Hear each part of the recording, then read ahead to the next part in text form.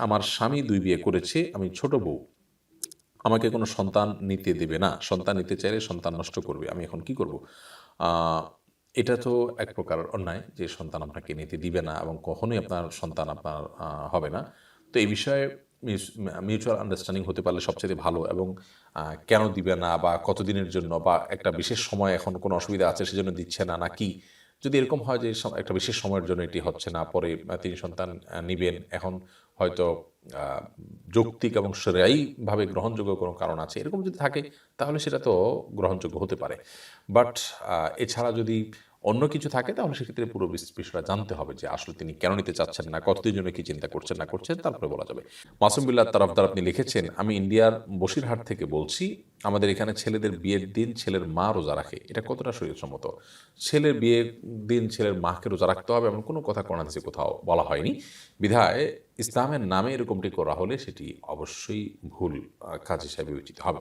বাকি সন্তানের একটা গুরুত্বপূর্ণ আ আ দিন তার জীবনের জন্য। সেখানে সম্ভাবনা সংখ্যা দুটি থাকে। সেই জায়গা থেকে মা যদি নিজে থেকে স্ব-উদ্যোগ নিয়ে সন্তানের দোয়া এবং কল্যাণ কামনায় রোজা রাখেন সেটি ভিন্ন বিষয়। বাট শরিয়ার কোনো নির্দেশনা এটা না যে সন্তান এর বিয়ের দিন মাকে রোজা রাখতে হবে।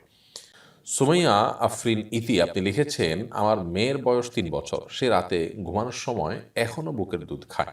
এতে কি গুনাহ হচ্ছে? কিভাবে ছাড়াতে পারি?"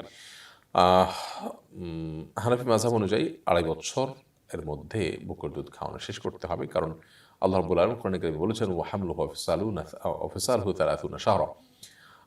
এবং আল্লাহ তাআলা কোরআনে কারিমে আরও বলেছেন যে, হাওলাইনি কামিলাইনি লিমান আরাদা আন ইউতিম্মার রাদাআ।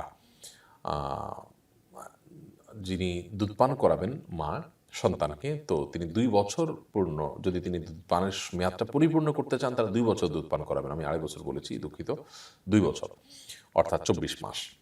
তো এই ২৪ মাসের পরে বাচ্চাকে যেকোনোভাবে দুধ ছাড়াতে হবে। যদিও এক্ষেত্রে সৌদি আরবের উলামা একরামের অনেকেরই ভিন্ন মত আছে। তাদের দৃষ্টিকোণ হলো যে আ দুধ পানের মেয়াদ এটি বলা হয়েছে, এটি তার জন্য ভালো, কল্যাণকর, কিন্তু নিষিদ্ধ তো করা হয়নি ডাইরেক্ট। বিধায় আ কেউ পরবর্তীতে ৩ বছর, ৩.৫ বছর পর্যন্ত খেলে গুনাহ হবে না।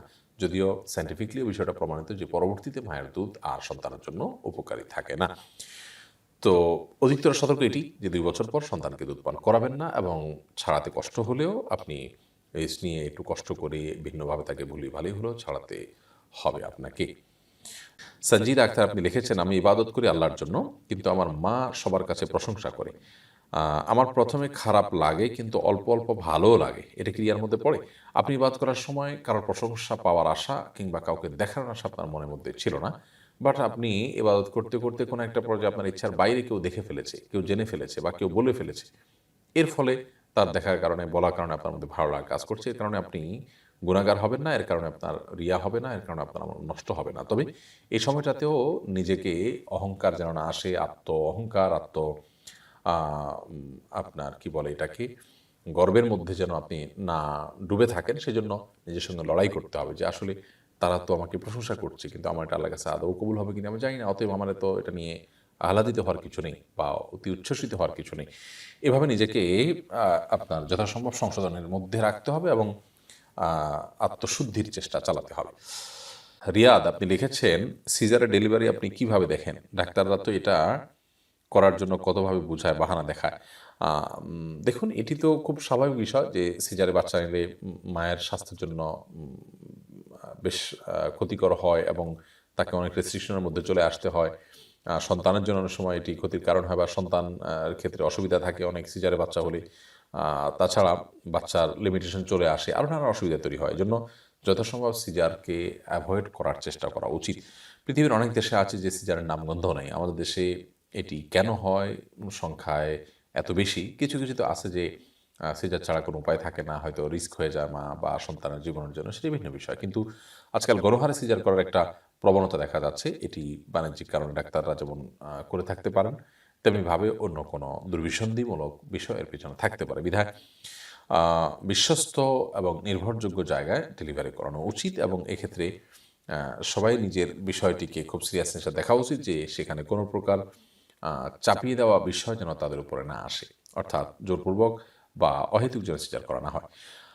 তবে যদি হয়ে যায় তাতে গুনাহ হবে না। কারণ এটি শরিয়ার কোনো বিধান লঙ্ঘন হচ্ছে